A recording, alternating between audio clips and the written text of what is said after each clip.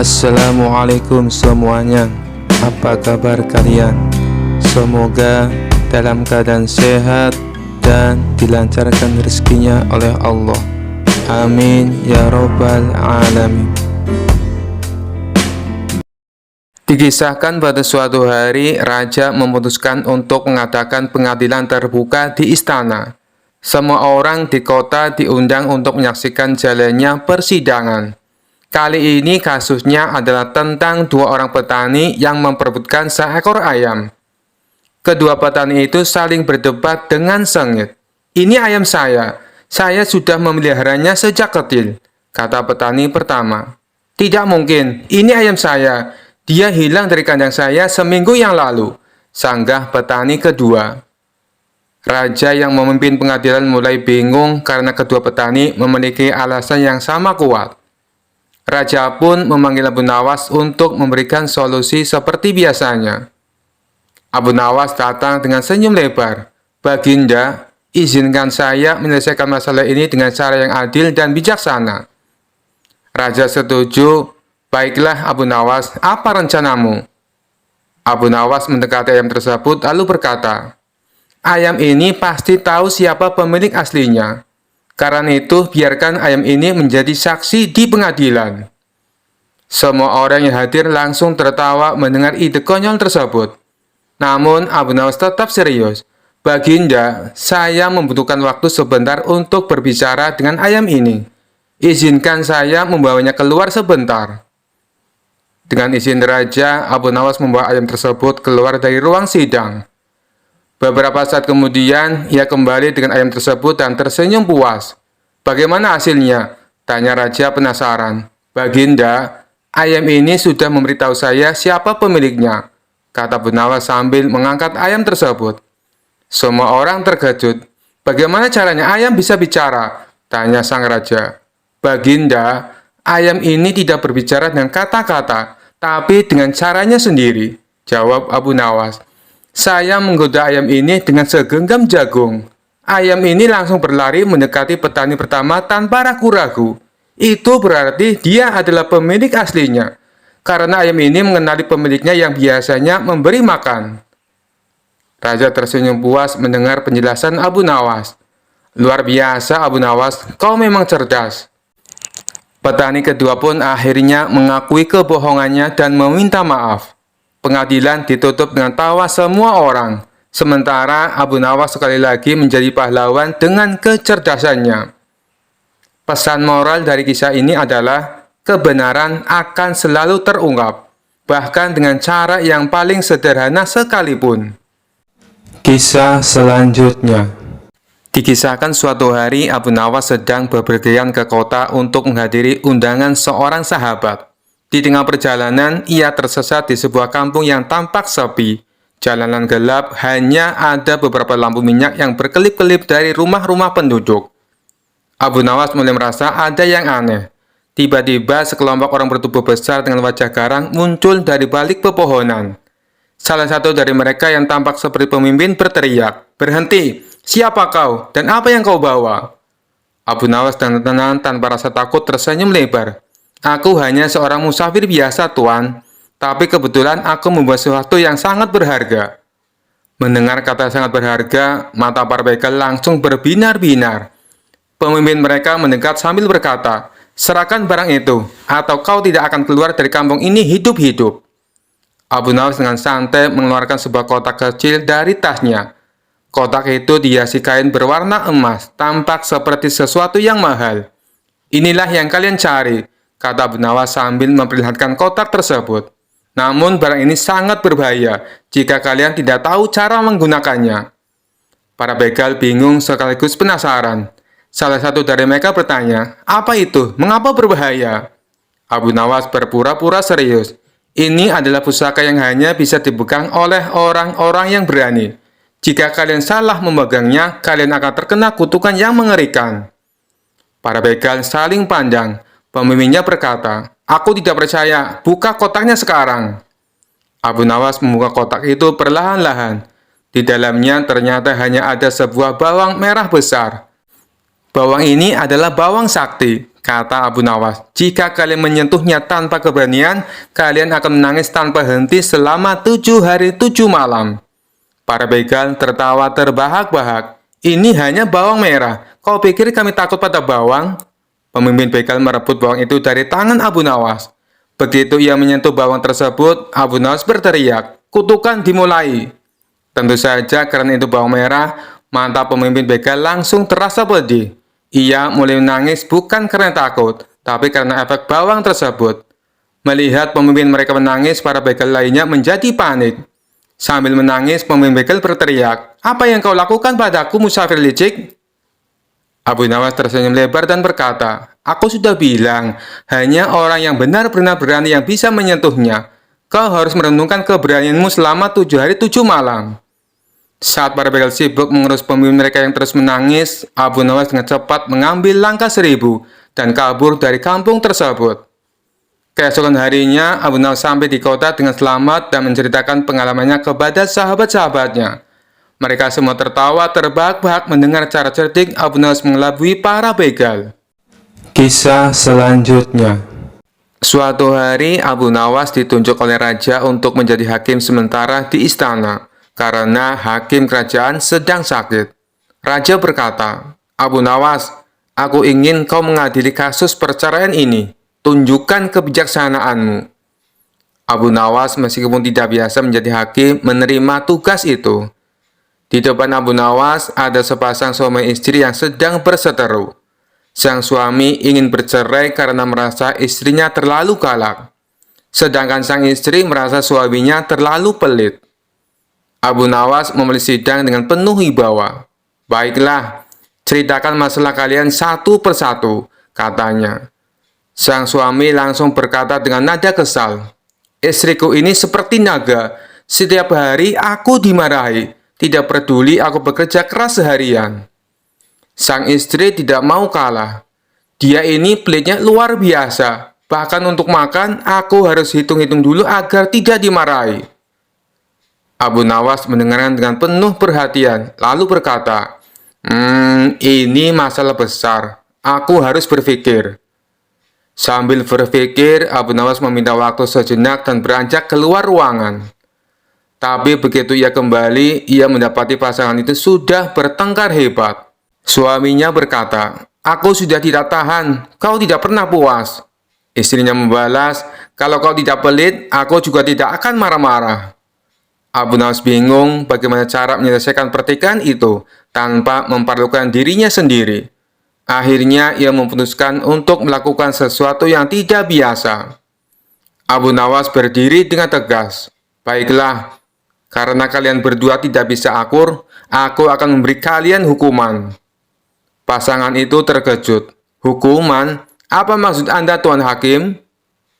Abu Nawas tersenyum kecil. "Kalian akan dihukum tinggal bersama selama 3 bulan di penjara istana. Kalian harus makan, tidur, dan melakukan semua kegiatan bersama. Jika setelah 3 bulan kalian masih ingin bercerai, maka aku akan menyetujuinya."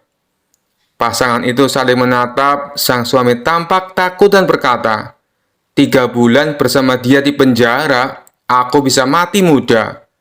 Sang istri juga ragu. 3 bulan dengan orang sepelit dia, aku bisa kelaparan." Akhirnya mereka berdua sepakat untuk berdamai. "Kami akan mencoba untuk rukun kembali, Tuan Hakim. Tidak perlu dipenjara." Abu Nawas tersenyum lebar. "Bagus, itu keputusan bijak. Ingat, lebih baik hidup rukun daripada saling menyalahkan." Raja yang mendengar kabar ini tertawa terbahak-bahak. "Abu Nawas, kau benar-benar hakim yang unik. Kau hampir dipermalukan, tapi akhirnya justru berhasil menyelesaikan masalah." Abu Nawas dengan rendah hati menjawab, "Baginda, menjadi hakim bukan hanya soal keadilan, tapi juga soal kebijaksanaan dan sedikit akal-akalan." Kisah selanjutnya. Suatu hari, 2 saudara datang ke hadapan Abu Nawas dengan wajah masam dan tegang. Mereka sedang berseteru karena harta warisan dari orang tua mereka yang baru saja meninggal. Mereka berdebat dan berselisih tanpa henti. Masing-masing merasa berhak atas bagian yang lebih besar.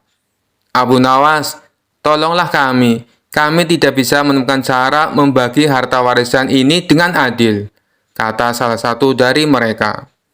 Abu Nawas yang terkenal bijaksana namun penuh akal memandang keduanya dengan tatapan serius, lalu tersenyum kecil. Baiklah, aku akan membantumu membagi harta warisan ini secara adil, tapi aku punya satu syarat. Kedua saudari itu mengangguk serempak. Apa syaratnya Abu Nawas? Kami akan menurut, jawab mereka. Syaratnya, kata Abu Nawas sambil menahan tawa dalam hati. Kalian harus menjalankan metode pembagian yang kuciptakan sendiri. Jika setuju, kalian tidak boleh mengeluh atau menolak. Keduanya langsung setuju karena yakin Abu Nawas pasti akan bersikap adil. Tanpa menunda waktu, Abu Nawas meminta mereka membawa semua barang warisan ke tengah-tengah ruang sidang kecil yang ia buat di rumahnya. Di sana ada sebidang tanah, seekor kambing, dan sepeti penuh koin emas. Abu Nawas menatap harta tersebut dengan pandangan yang penuh perhatian, lalu berkata, "Baik, mari kita mulai. Akan kubagi semuanya secara tepat dan adil." Kemudian ia menunjuk salah satu saudara dan berkata, "Kau yang tertua, akan kuberikan bagian tanah ini. Kau bisa menggarap tanah tersebut untuk kebutuhanmu." Lalu ia menunjuk saudara yang lain, "Kau yang lebih muda, kau mendapatkan kambing ini. Kau bisa memelihara dan merawatnya, lalu mengambil keuntungan dari susu dan hasilnya."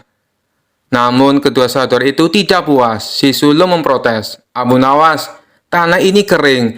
Bagaimana aku bisa mendapatkan keuntungan dari ini? Adikku dapat kambing yang bisa menghasilkan setiap hari."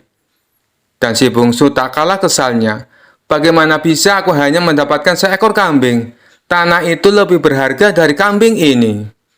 Abu Nawas tersenyum mendengar keluhan mereka. "Oh, jadi kalian tidak puas dengan bagian masing-masing?" Mereka mengangguk. Lalu Abu Nawas mengeluarkan ide cerdasnya. "Kalau begitu, kita ubah pembagiannya. Yang tertua akan mendapatkan kambing, sedangkan yang muda akan mendapatkan tanah," katanya. Tapi seperti yang Abu Nawas duga, mereka kembali tidak puas dan mulai berdebat lagi.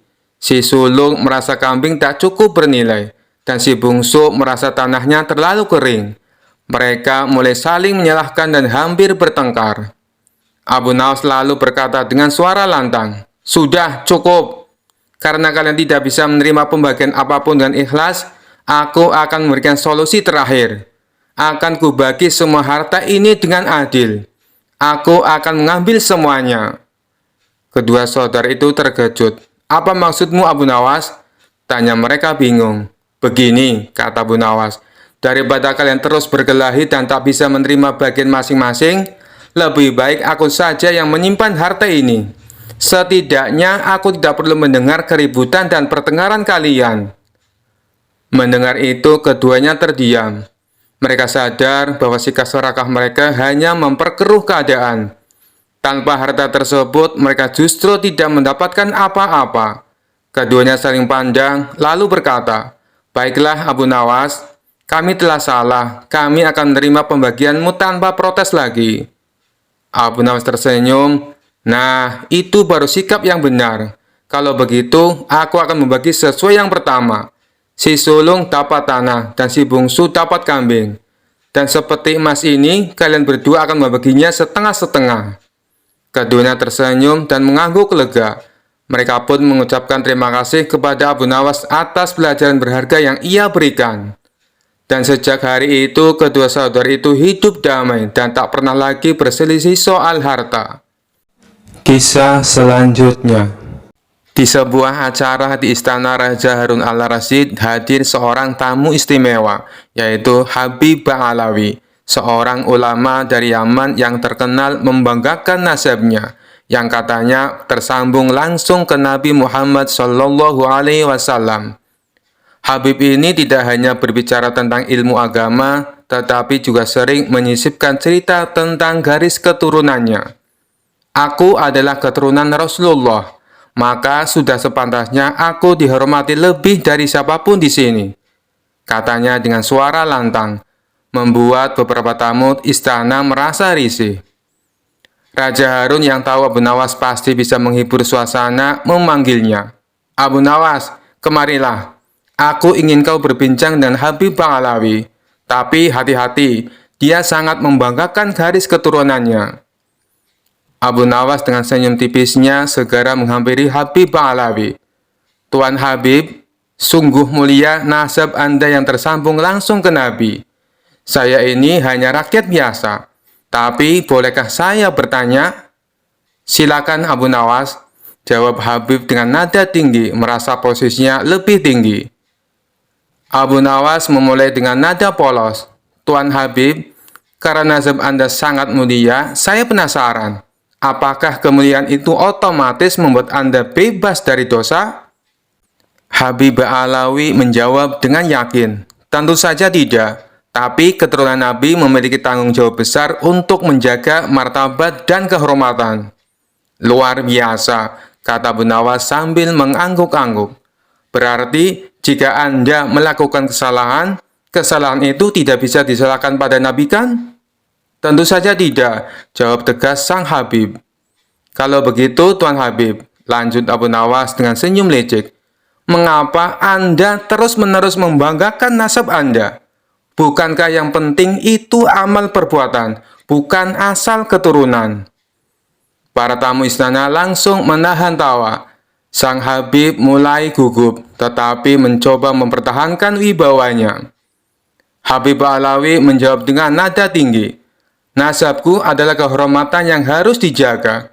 Kau Abu Nawas, tidak tahu betapa sulitnya menjadi keturunan Nabi. Abu Nawas tersenyum santai. Tuan Habib, saya bukan keturunan Nabi, tapi saya tahu satu hal.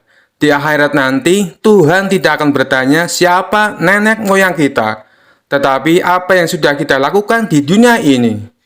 Sang Habib mulai terpojok, tetapi tetap mencoba membalas. Tapi Abu Nawas, kau harus tahu, aku ini ibarat akar yang mulia, sedangkan kau mungkin hanya ranting liar yang tumbuh di mana-mana. Abu Nawas tertawa kecil. Tuan Habib, akar memang penting. Tapi jika pohonnya tidak berbuah, apa gunanya? Sedangkan ranting liar seperti saya, meskipun kecil, kadang bisa memberi buah yang manis. Raja Harun al-Rasyid langsung tertawa terbahak-bahak mendengar jawaban Abu Nawas. Para tamu pun ikut tertawa, sementara wajah Habib mulai memerah karena malu. Melihat suasana semakin panas, Abu Nawas menambahkan, Tuan Habib, jangan marah. Anda seperti permata. Saya seperti batu biasa. Tapi ingat, bahkan permata tetap harus diasah agar berharga. Sedangkan batu biasa seperti saya, kadang bisa menjadi pondasi rumah yang kuat. Sang Habib hanya terdiam, menyadari bahwa Abu Nawas tidak hanya cerdas, tetapi juga berbicara dengan penuh makna. Dengan malu-malu, ia berkata, Abu Nawas, kau benar. Aku harus lebih banyak belajar rendah hati. Abu Nawas tersenyum. Tuan Habib, kita semua belajar. Saya pun belajar dari Anda. Tapi jangan terlalu sering bicara tentang nasab. Karena Tuhan menilai dari hati, bukan dari silsilah. Raja Harun tertawa puas. Abu Nawas, kau telah menyelamatkan acara ini dari kebosanan. Habib, anggap ini pelajaran berharga. Sejak itu, Habib Ba'alawi lebih berhati-hati dalam membanggakan nasabnya. Sementara Abu Nawas kembali menjadi pahlawan cerdik istana yang dihormati semua orang. Kisah selanjutnya. Pada suatu hari, Baginda Raja dan para menteri tampak sedang berkumpul di istana. Mereka membicarakan ingin kembali menguji kecerdasan Abu Nawas.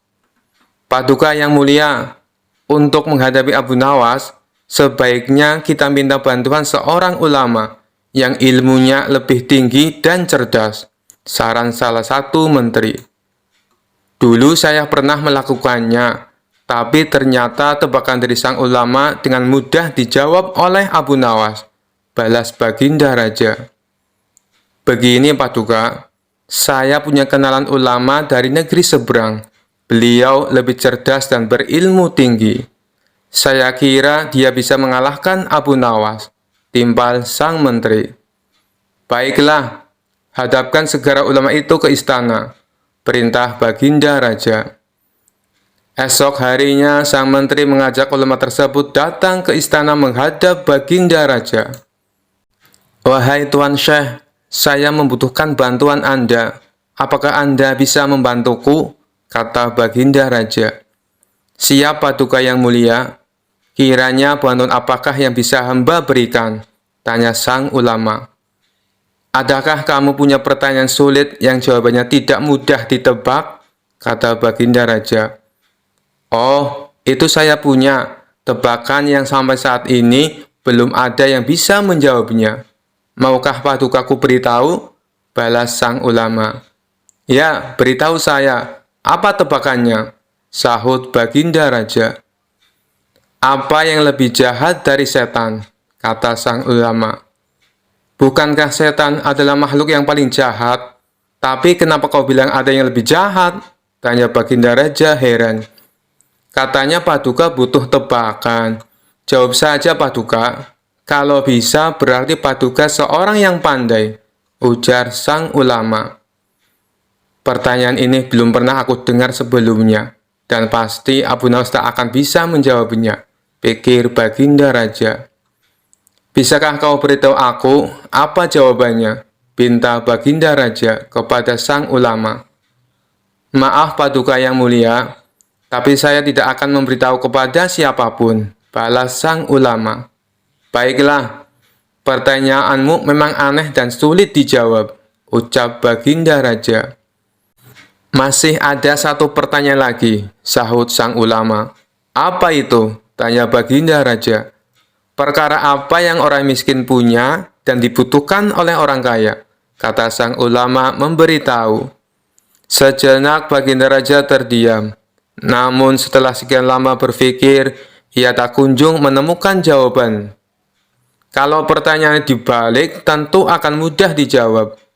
Perkara apa yang orang kaya punya dan dibutuhkan orang miskin? Tentulah jawabannya harta. Tapi ini malah sebaliknya. Ini yang membuat saya menjadi pusing, ujar Baginda Raja. "Namanya saja tebakan Paduka, tentu penuh dengan teka-teki," timpal sang ulama. "Kedua pertanyaanmu memang bagus dan tepat sekali untuk menantang Abu Nawas," puji Baginda Raja. Maka pada keesokan harinya, dipanggillah Abu Nawas menghadap Baginda Raja.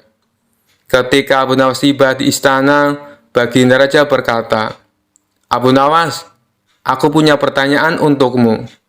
Jika kamu menjawab dengan benar, kamu akan mendapatkan hadiah. Tetapi jika kamu salah, kamu akan dihukum. Apakah kau berani menerima tantangan ini?" tanya Baginda Raja. Abu Nawas yang kali itu sedang membutuhkan uang, langsung mengiyakan tantangan tersebut. "Saya siap Paduka." "Apa pertanyaannya?" sahut Abu Nawas. "Apa yang lebih jahat dari setan?" tanya Baginda Raja. "Yang lebih jahat dari setan adalah kedengkian kita," jawab Abu Nawas. Mendengar hal itu, Baginda Raja tercengang dengan jawaban Abu Nawas. Sementara sang ulama memuji akan kecerdasan Abu Nawas. "Baiklah Abu Nawas, sekarang pertanyaan kedua. Apa yang dipunyai oleh orang miskin, tapi dibutuhkan oleh orang kaya?"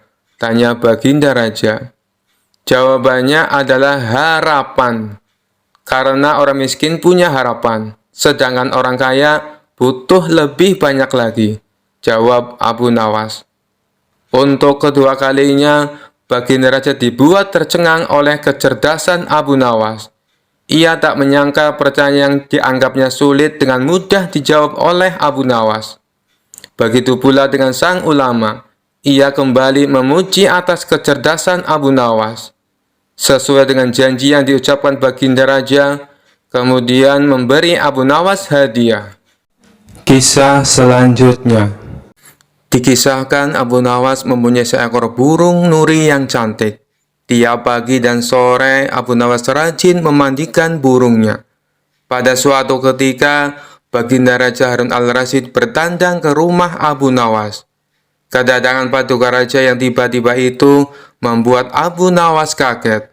Pasalnya di rumah Abu Nawas tidak tersedia makanan untuk menjamu sang raja.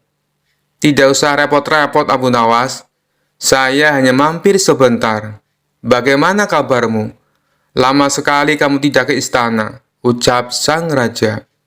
Alhamdulillah, keadaan saya baik-baik saja, Paduka, balas Abu Nawas. Paduka Raja mengamati sekeliling rumah Abu Nawas. Saat matanya tertuju ke pojokan rumah, Paduka Raja melihat seekor burung nuri di dalam sangkar. "Kamu sekarang memelihara burung, wahai Abu Nawas?" tanya sang raja. "Betul sekali, Paduka yang mulia," jawab Abu Nawas.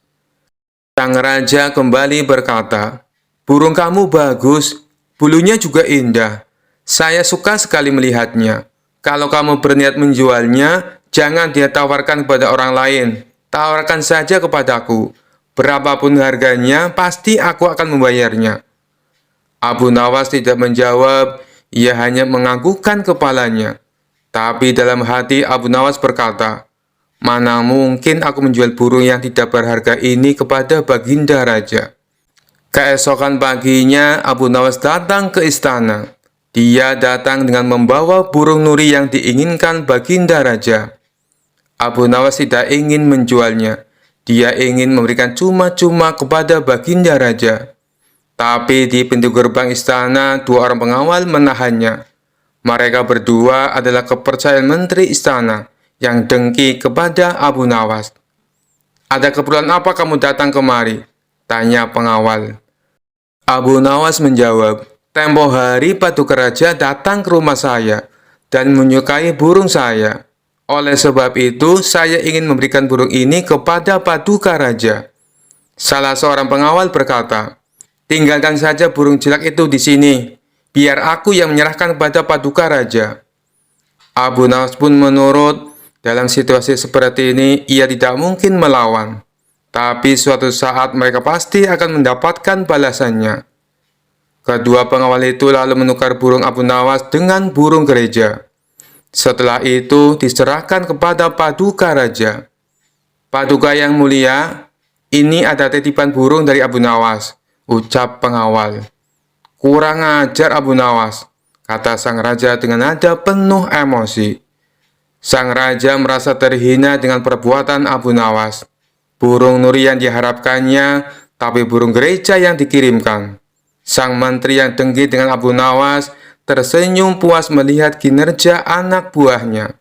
"Kali ini engkau pasti akan kena hukuman, wahai Abu Nawas," ujarnya dalam hati.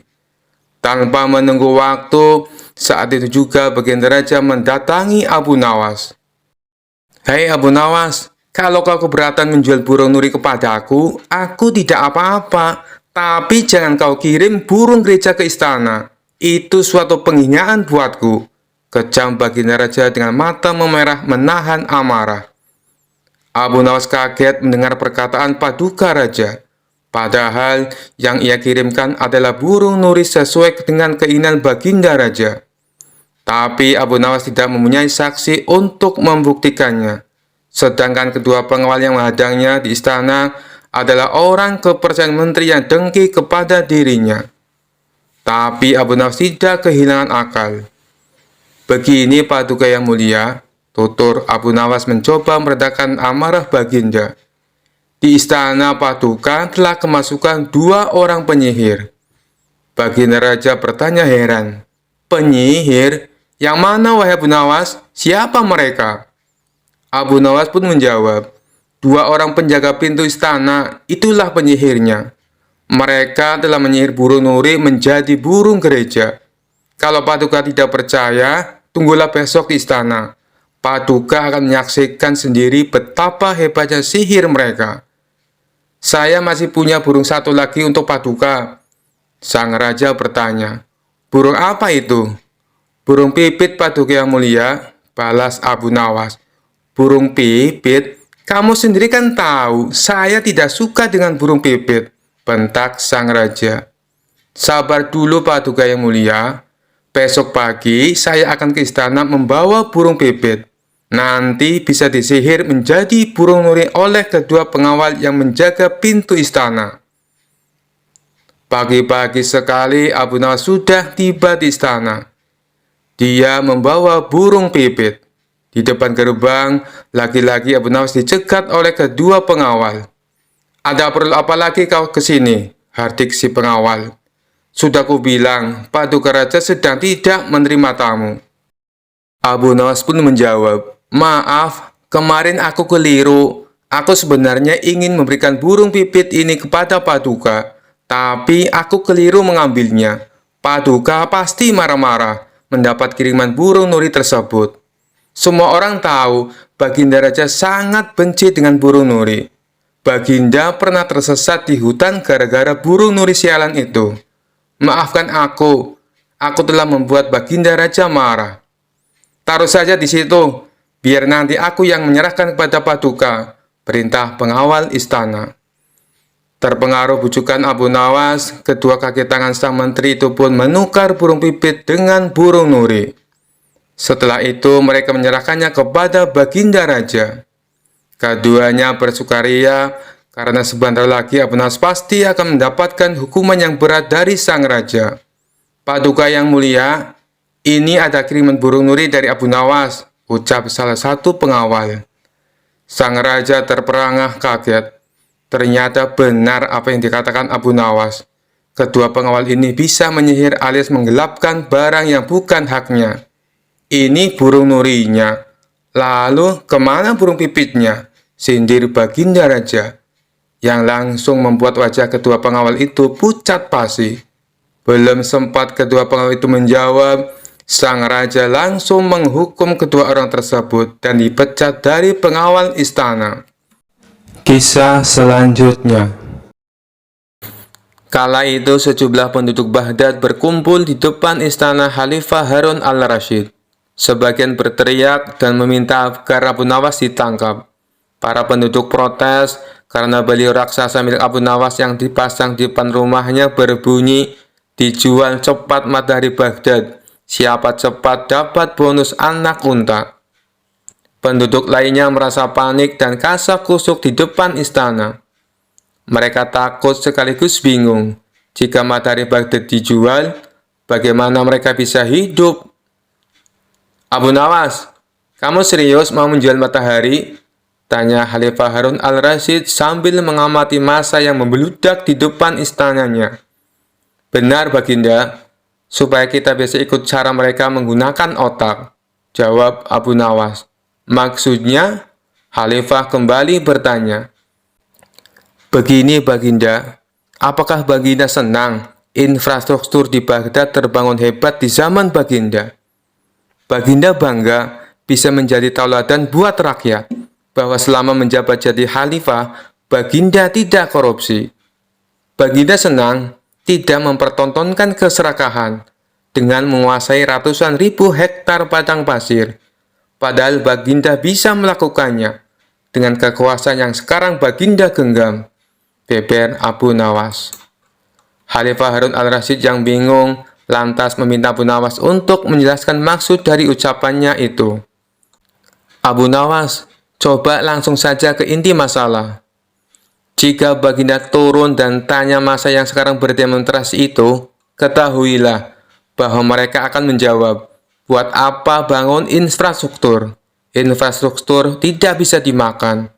Jadi, jalan-jalan mulus yang Baginda bangun selama ini, puluhan bendungan yang Baginda banggakan, lapangan terbang, rel kereta api, pasar-pasar, itu semua percuma, tak bisa dimakan," kata Abu Nawas menjelaskan.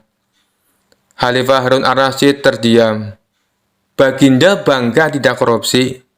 Anak Baginda jual pisang goreng, itu malah membuat mereka marah dan cemburu. Buat mereka, Baginda mestinya korupsi saja, agar mereka tak repot-repot lagi bikin isu yang tidak masuk akal. Misalnya, Baginda keturunan Mongolia, Baginda memusuhi ulama, Baginda membiarkan perdebat yang sudah dilarang tumbuh lagi. Wah, pokoknya banyak, Baginda. "Lalu, apa hubungannya dengan menjual matahari?" tanya Khalifah Harun al-Rasyid. Abu Nawas kemudian menjelaskan, apa yang dianggap Khalifah Harun sebagai prestasi nasional justru dianggap pemborosan dan membebani negara. karena mereka terbiasa melihat prestasi yang ada di ruang gelap. Di ruang gelap, gadis cantik pun tak terlihat, bahkan sebatang emas pun bisa dianggap besi. Tapi kalaupun mata mereka tak melihat di ruang gelap, bukankah telinga mereka mendengar, hati mereka terbuka? Bagaimana mungkin mereka menuduhku memusuhi ulama?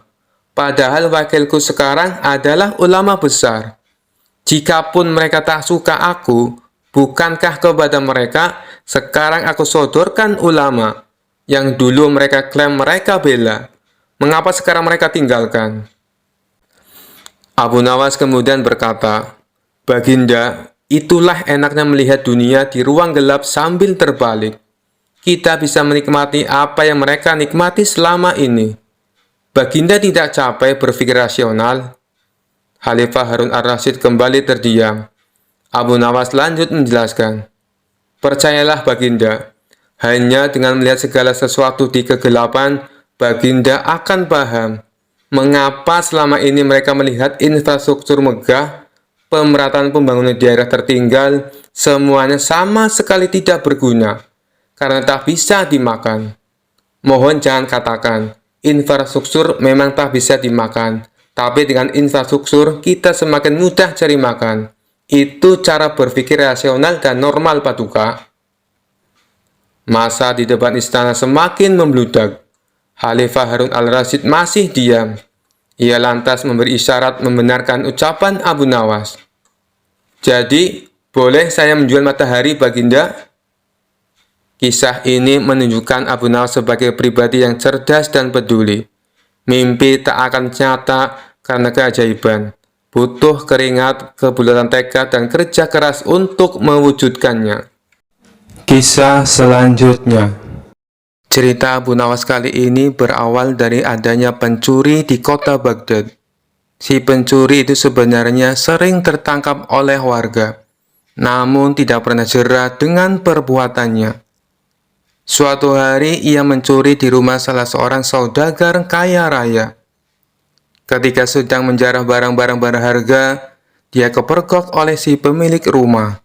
Saudagar kaya tersebut langsung berteriak minta tolong. "Ada pencuri! Ada pencuri!" teriak saudagar kaya tersebut. Mendengar teriakan, para warga langsung berlari menuju rumah saudagar kaya itu. Mereka lalu mengepung si pencuri agar tidak bisa untuk melarikan diri. Tapi anehnya si pencuri tampak terlihat tenang. Dia sama sekali tidak ada niat untuk kabur. Justru ia menghampiri warga yang mengepungnya. Tentu saja warga langsung membekuknya. Bahkan ada beberapa orang yang hendak memukulinya. Dan ada juga yang ingin melemparinya dengan batu. Di saat itulah datang menteri istana untuk mengamankan si pencuri. "Kalian tidak boleh main hakim sendiri. Jangan sampai ada yang memukuli si pencuri, apalagi melempari dia dengan batu," teriak Tuan Menteri kepada para warga. "Tapi dia sudah sering kali mencuri, Tuan Menteri. Kami sangat geram dengan ulahnya. Biarkan kami memukulinya supaya jera," sahut salah seorang warga. "Kita lempari batu saja ke kepalanya, biar tidak meresahkan warga," timpal warga yang lain. Melihat emosi warga yang mulai tak terbendung, Tuan Menteri lalu berkata, "Kalau ada yang berani menyakiti si pencuri ini, aku tidak segan-segan menghukum kalian.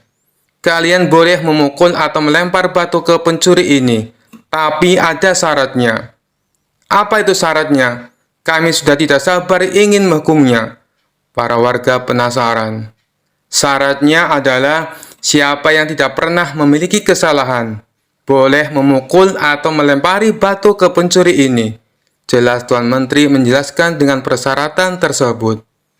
Para warga hanya terdiam, sebab mana mungkin ada manusia yang tidak pernah punya salah. Bahkan anak kecil pun pernah melakukan kesalahan. Akhirnya para warga membubarkan diri. Sementara si pencuri dibawa oleh Tuan Menteri dengan dalih akan diproses di pengadilan. Tapi kenyataannya, di tengah jalan si pencuri malah dibebaskan dan disuruh untuk pulang. Usut punya usut, ternyata si pencuri adalah sahabat karib Tuan Menteri. Beberapa hari kemudian, si pencuri kembali beraksi, dan setiap kali tertangkap warga, Tuan Menteri selalu datang untuk menolong. Begitulah seterusnya, hingga suatu ketika si pencuri menyatroni rumah Abu Nawas. Kebetulan saat itu Abu Nawas baru saja mendapat hadiah emas dari Baginda Raja. Ketika si pencuri masuk ke rumah dan hendak mengambil emas tersebut, Abu Nawas keburu memergokinya. "Hai pencuri kurang ajar," ucap Abu Nawas. Bukannya kabur, si pencuri malah dengan tenang berjalan keluar meninggalkan Abu Nawas. Hal ini membuat Abu Nawas bertambah emosi. Abu Nawas lantas langsung memukul dan membekuknya. Si pencuri pun berteriak kesakitan. Mendengar ada kegaduhan di rumah Abu Nawas, warga pun segera berdatangan. "Ada apa, Abu Nawas?" tanya salah satu warga. "Orang ini hendak mencuri di rumahku," jawab Abu Nawas. "Lagi-lagi dia, seakan tidak ada kapoknya," ucap salah satu warga. "Tidak lama lagi pasti akan dibebaskan oleh Tuan Menteri," ujar warga yang lain. "Kita hukum saja ramai-ramai sebelum Tuan Menteri datang," sahut warga yang lain. Tapi sayangnya niat tersebut tidak terlaksana, sebab Tuan Menteri dan para pengawal segera mendatangi rumah Abu Nawas. Tuan Menteri lalu mengamankan si pencuri dengan melepaskannya dari tangan warga. Si pencuri kini berdiri di samping Tuan Menteri. "Sudah saya peringatkan berkali-kali, kalian tidak boleh main hakim sendiri. Kalau ada yang berani menyakitinya, aku tidak segan-segan menghukum kalian," ancam Tuan Menteri kepada para warga. Tapi bagi siapa saja yang tidak pernah memiliki kesalahan selama hidupnya, boleh memukul atau melempar batu si pencuri ini. "Ayo silakan, bila kalian merasa sok suci," bentak Tuan Menteri. Mendengar itu, para warga pun terdiam seketika. Tapi tidak bagi Abu Nawas. Diam-diam ia mengambil 2 batu besar, lalu dilemparkan ke arah langit secara bersamaan. Saat 2 batu tersebut kembali turun ke bawah, masing-masing mengenai kepala si pencuri dan Tuan Menteri. Sontak si pencuri langsung pingsan jatuh tersungkur, dan kepalanya keluar darah bercucuran. Begitu juga dengan Tuan Menteri. Meskipun tidak pingsan, dia mengalami sakit yang luar biasa, dan dari kepalanya keluar darah bercucuran yang cukup banyak. "Kurang ajar, siapa yang berani berbuat lancang melempar batu?" teriak Tuan Menteri penuh emosi. Dikarenakan takut menjadi sasaran amukan Tuan Menteri, orang-orang di sana lalu menunjuk bahwa Abu Nawaslah sang pelakunya. "Kurang ajar kau Abu Nawas, kau akan mendapat hukuman berat," bentak Tuan Menteri. "Salahku di mana?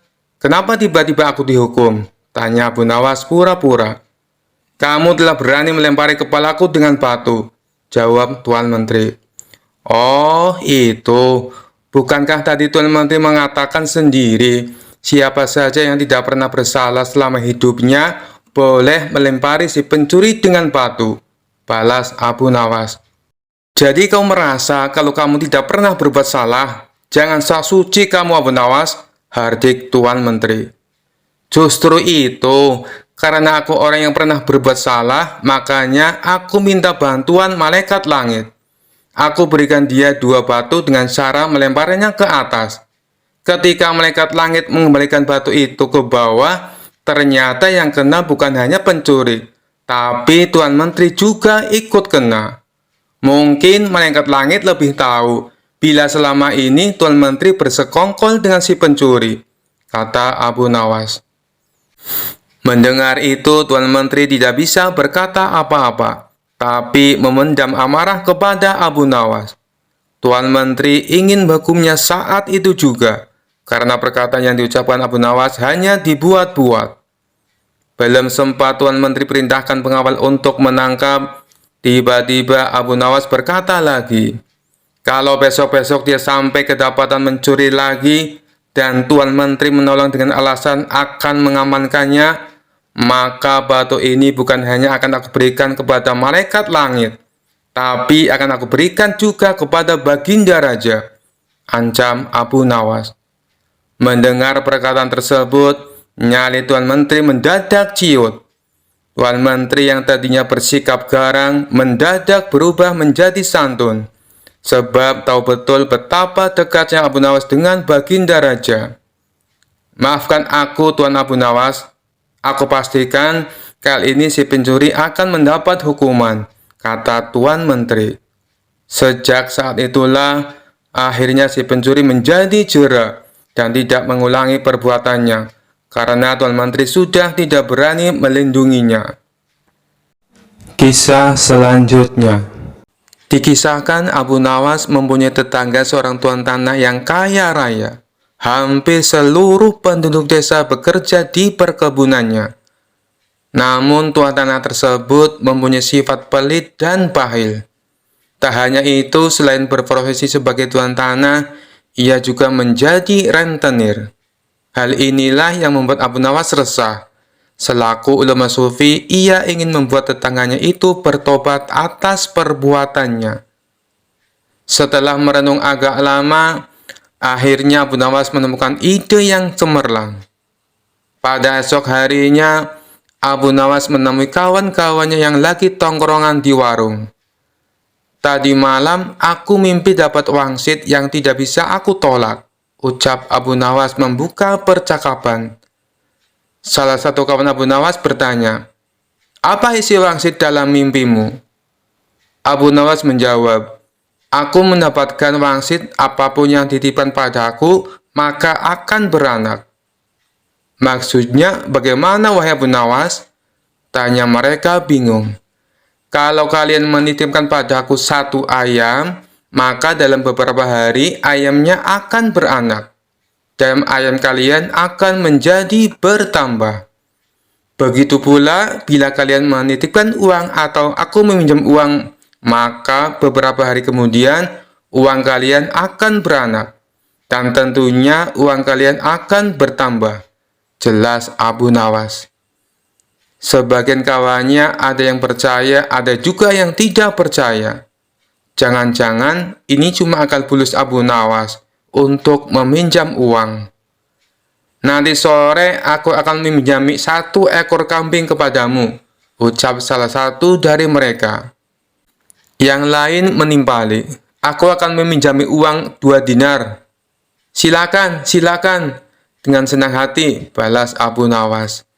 Setelah 5 hari berlalu, ternyata benar, kambing dan uang yang dipinjamkan kepada Abu Nawas menjadi beranak. Yang meminjami 1 ekor kambing, dikembalikan Abu Nawas menjadi 3 ekor kambing.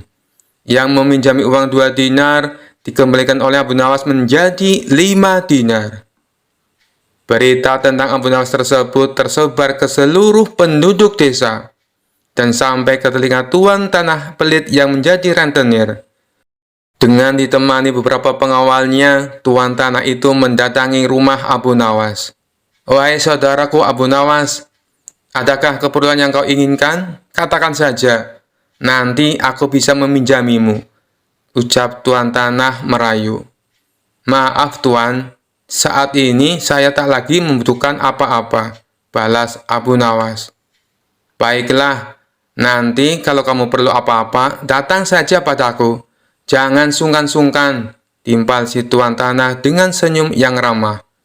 "Baik tuan, kapan-kapan saya akan ke rumah tuan," ucap Abu Nawas. Tuan tanah dan para pengawalnya pun pamit pulang meninggalkan rumah Abu Nawas. Pada suatu sore, Abu Nawas merasakan lapar. Ia tak mempunyai apapun di dalam rumah untuk dimakan.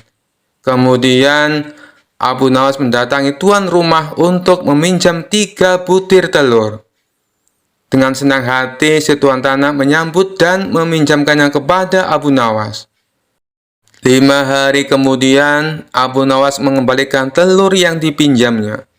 Si tuan tanah menerimanya dengan senang hati. Di saat ia membuka bungkusan yang dibawa oleh Abu Nawas, jumlah telurnya bertambah menjadi 5. "Kok telurnya ada 5? Tanya tuan tanah pura-pura tidak tahu sembari tersenyum. "Tidakkah tuan mendengar kabar? Apapun yang saya pinjam pasti beranak, ujar Abu Nawas. Si tuan tanah pun tersenyum bahagia. Ia lalu menawarkan pinjaman-pinjaman lain kepada Abu Nawas. Namun Abu Nawas menolaknya dengan alasan sedang tidak butuh. Hingga pada suatu hari, Abu Nawas kembali mendatangi tuan tanah yang kaya raya itu. "Ada perlu apa, wahai saudaraku Abu Nawas?" tanya si tuan tanah.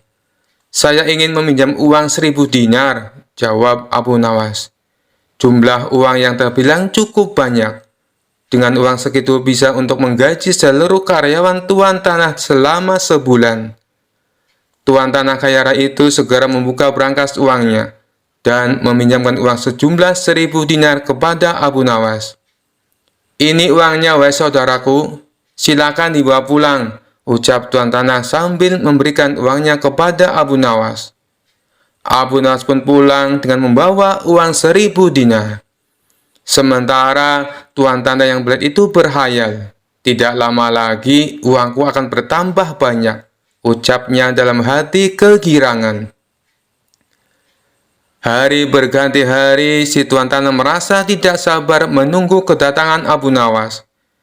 5 hari berlalu, Abu Nawas masih belum juga datang. Tak terasa sudah berjalan 1 bulan, dan Abu Nawas tak kunjung datang ke rumahnya. Karena tidak sabar, si tuan tanah mendatangi Abu Nawas dengan didampingi pengawalnya.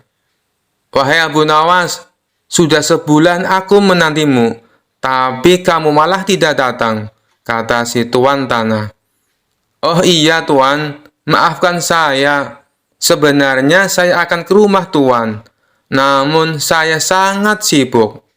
Tapi berhubung tuan sudah ada di rumah saya, sekalian saja ada yang mau saya bicarakan," kata Abu Nawas beralasan. "Tidak apa-apa, wahai saudaraku. Silakan, apa yang mau kau bicarakan?" balas si tuan tanah. "Begini tuan," Abu Nawas mencoba menjelaskan. "Uang yang tuan titipkan padaku 3 hari kemudian mati. Boro-boro bisa beranak, yang ada malah mati tak tersisa." "Apa maksudmu, wahai Abu Nawas?" tanya tuan tanah penuh emosi. "Kamu mau mempermainkan aku ya?" sambungnya. "Tidak tuanku, tapi memang begitulah kenyataannya," balas Abu Nawas. Tak terima dengan hal itu, si tuan tanah lalu melaporkan Abu Nawas ke pengadilan. Ia menuntut Abu Nawas agar dihukum pancung karena telah menipu dirinya dengan jumlah uang yang sangat besar. Saat keduanya dihadapkan kepada hakim, si tuan tanah berkata, "Wahai hakim yang mulia, Abu Nawas telah menipuku. Katanya uang yang aku titipkan kepadanya bisa beranak, tapi kenyataannya ia menipuku dan tidak sepeser pun mengembalikan uangnya padaku. Saya minta supaya Abu Nawas dihukum pancung." Setelah mendengar kesaksian dari tuan tanah, sang hakim bertanya kepada Abu Nawas, "Benarkah seperti itu, wahai Abu Nawas?" Abu Nawas pun menjawab, "Wahai hakim yang mulia, saya sama sekali tidak menipu dia." "Lalu, kenapa kamu tidak mengembalikan uangnya?" tanya hakim. Abu Nawas kembali menjawab, "Dari awal sudah saya katakan padanya, Tuan Hakim, apapun yang dititipkan padaku bisa beranak. Dan kebetulan uang yang ia titipkan padaku bukannya beranak, tapi malah mati. Dan aku tak mungkin mengembalikannya karena sudah mati. Bukankah sesuatu yang beranak pasti bisa mati?" kata Abu Nawas menjelaskan. Sang hakim manggut-manggut dan membenarkan ucapan Abu Nawas. Memang segala sesuatu yang beranak cepat atau lambat pasti akan mati. Dengan ini, Abu Nawas dibebaskan dari segala tuduhan dan tidak diwajibkan untuk mengganti rugi. Mendengar keputusan itu, si tuan hakim tanah langsung jatuh pingsan. Ia telah tertipu oleh wataknya sendiri sebagai orang yang gigih dan berprofesi sebagai rentenir. Kisah selanjutnya diceritakan ada seorang musafir datang ke istana menemui Baginda Raja. Ia mengaku punya sebuah teka-teki yang tidak pernah terpecahkan oleh siapapun. Baginda raja yang memang suka dengan permainan tersebut meminta si musafir untuk menunjukkan teka-tekinya. "Apakah teka-tekimu berupa pertanyaan?" tanya baginda raja. "Bukan, Paduka yang mulia," jawab si musafir. "Baiklah, coba tunjukkan padaku. Barangkali aku bisa menebaknya," balas baginda raja. Kemudian si musafir membuat garis lingkaran dengan menggunakan tongkatnya. "Silahkan, Paduka," jawab si musafir. "Apa yang harus aku jawab? Bukankah itu hanya sebuah lingkaran?" tanya baginda raja bingung. "Jawabannya bukan dengan kata-kata, Paduka. Tapi Paduka harus membuat garis di antara lingkaran itu," jelas si pemuda. Mendengar hal itu, baginda raja bertambah bingung. Akhirnya baginda raja mengundang para pejabat istana dan seluruh orang terbelajar untuk menjawab teka-teki yang aneh itu. Akan tetapi, mereka semua tidak ada yang bisa menebaknya. Jangankan untuk menebak, untuk memahami maksud teka-tekinya saja, mereka sama sekali tidak tahu. Hal ini membuat baginda raja menjadi marah. "Jika kalian tidak dapat menjawab teka-teki orang ini, maka aku akan berikan seluruh kekayaan kalian kepadanya," ancam baginda raja. Seluruh pejabat istana dan orang-orang terbelajar pun mulai gelisah. Lalu mereka meminta waktu 24 jam untuk memahami teka-teki tersebut. Baginda raja pun menyetujui permintaan mereka. Namun setelah sehari berlalu, mereka masih saja belum menemukan solusinya. "Bagaimana? Apakah kalian sudah mendapatkan jawabannya?" tanya baginda raja. "Ampun, Paduka yang mulia, kami sangat bingung. Jangankan untuk menjawab teka-tekinya, memahami maksudnya saja kami tidak tahu," jawab salah satu dari mereka. "Tapi saya punya solusinya, Paduka. Sebaiknya kita undang saja Abu Nawas. Saya kira tidak ada seorang pun kecuali dia yang dapat memberikan jawaban dengan tepat untuk teka-teki seperti ini," kata mereka melanjutkan. "Baiklah, sekarang kalian cari Abu Nawas dan bawa dia ke sini," perintah baginda raja. Maka mereka pun pergi ke rumah Abu Nawas untuk meminta pertolongan. Di depan Abu Nawas, para pejabat istana ini mengadukan permasalahan yang dihadapinya. "Tolonglah kami, Abu Nawas. Kalau sampai teka-teki ini tidak terjawab, seluruh harta kekayaan kami akan diberikan kepada orang musafir itu," pinta mereka. "Kalau aku bisa menjawabnya, apa yang akan aku dapatkan?" tanya Abu Nawas.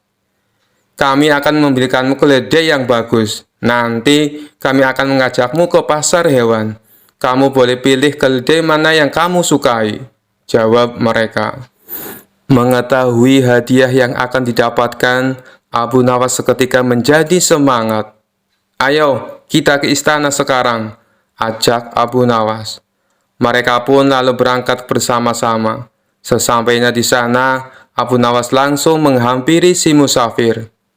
"Tunjukkan padaku teka-tekimu. Aku siap menjawabnya," pinta Abu Nawas. Orang musafir itu segera membuat garis lingkaran dengan tongkatnya, kemudian menatap Abu Nawas. Tanpa ragu-ragu, Abu Nawas menarik sebuah garis di tengah-tengah lingkaran dan membelahnya menjadi dua. Lalu si musafir membuat garis lingkaran lainnya. Kali ini, Abu Nawas menjawabnya dengan membuat garis dan membelahnya menjadi 4 bagian sama rata. Kemudian Abu Nawas berkata kepada si musafir sambil menunjukkan satu bagian. "Satu bagian ini adalah tanah, dan 3 bagian lainnya adalah air." Mendengar perkataan tersebut, musafir itu tahu bahwa Abu Nawas memahami maksudnya. Ia pun memuji kecerdasan Abu Nawas di hadapan baginda raja dan para menteri di istana. Akan tetapi, tidak berhenti sampai di situ. Si musafir meletakkan punggung tangannya di atas lantai, dengan jari-jarinya menunjuk ke arah langit. Abu Nawas pun melakukan sebaliknya. Ia meletakkan jari-jarinya ke tanah dan punggung tangannya di atas. Untuk kedua kalinya si musafir memuji Abu Nawas. Lalu ia berkata kepada Baginda Raja, "Paduka Raja harusnya bangga memiliki orang pandai seperti dia." Baginda Raja menjawab, "Aku sungguh bingung dan tidak tahu maksudnya dengan teka-teki yang kau berikan dan jawaban yang Abu Nawas berikan." Kemudian si musafir menjelaskan, "Begini Paduka yang mulia, aku menggambar sebuah lingkaran. Maksudku adalah menunjukkan bahwa bumi adalah bulat." Abu Nawas lalu menjawabnya dengan membelah garis lingkaran itu menjadi dua bagian. Dia hendak menunjukkan padaku bahwa dia juga percaya bahwa bumi itu memang bulat. Makanya dia membelahnya menjadi dua bagian untuk menunjukkan arah utara dan selatan. Dan garis lingkaran yang aku buat kedua kalinya, Abu Nawas lalu membelahnya menjadi 4 bagian. Dia juga mengatakan padaku, satu bagian adalah tanah, dan 3 bagiannya adalah air. Apa yang dikatakan Abu Nawas adalah benar. Dan sewaktu saya meletakkan punggung tangan di atas lantai dengan jari-jarinya menunjukkan arah langit, maksudku adalah untuk menunjukkan pertanyaan tentang tanaman yang tumbuh dan bagaimana tanaman itu bisa tumbuh. Lalu dijawab oleh Abu Nawas, dia meletakkan jari-jarinya menghadap ke bawah lantai dengan punggung tangannya di atas. Maksudnya adalah dia ingin menunjukkan bahwa jawabannya adalah hujan dan sinar matahari. Setelah mendengar penjelasan tersebut, Baginda Raja tak habis pikir. Seumur-umur aku baru tahu teka-teki itu. Ini sangat membingungkan tapi penuh makna dan sama sekali tak terpikirkan olehku. Hanya orang-orang tertentu saja yang bisa menjawabnya, ujar Baginda Raja. Oleh karena itulah, Paduka semestinya bangga. Di negeri Paduka ada orang cerdas seperti Abu Nawas, timpal si musafir. Karena salut dengan kecerdasan Abu Nawas, Baginda Raja memberinya hadiah berupa pundi-pundi uang. Sementara para pejabat istana yang terselamatkan oleh Abu Nawas mengucapkan terima kasih dan membelikannya seekor keledai.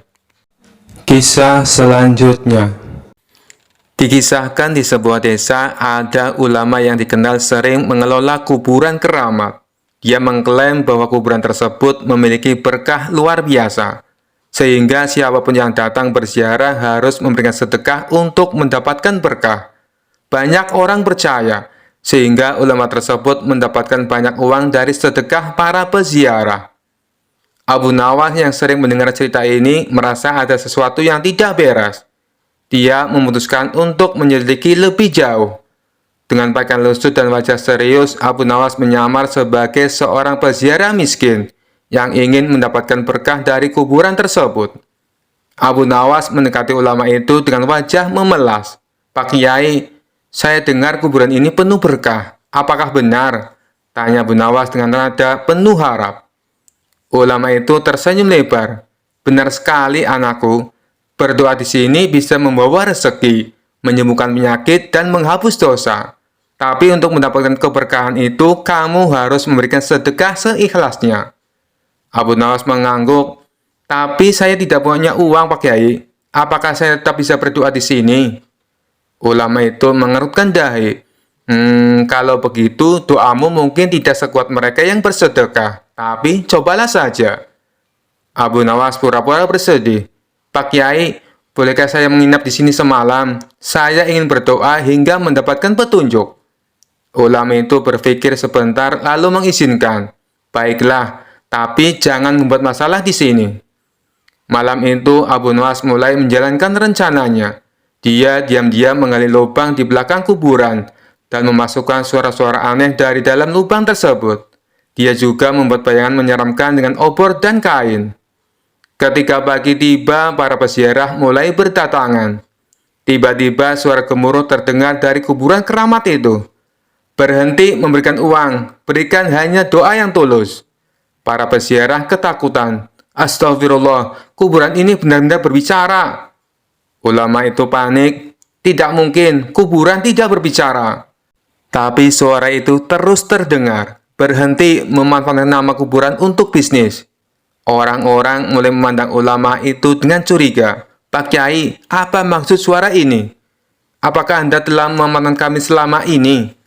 Ulama itu gugup dan mencoba membantah. Tetapi Abu Nawas keluar dari tempat persembunyiannya. Wahai semua orang, suara itu adalah peringatan. Jangan mudah percaya pada orang yang memanfaatkan iman kalian untuk kepentingan pribadi. Ulama itu akhirnya mengakui perbuatannya karena tekanan dari para peziarah. Mereka marah dan meminta kembali uang sedekah mereka. Sementara itu, Abu Nawas tertawa kecil sambil pergi dari tempat itu. Sejak saat itu, kuburan keramat tersebut tidak lagi dijadikan alat bisnis. Abu Nawas kembali menjadi pahlawan desa itu dengan kecerdasannya. Sekian dulu perjumpaan kita kali ini. Sampai bertemu lagi di kisah-kisah selanjutnya. Terima kasih yang sudah subscribe dan setia menonton channel ini. Wassalamualaikum warahmatullahi wabarakatuh.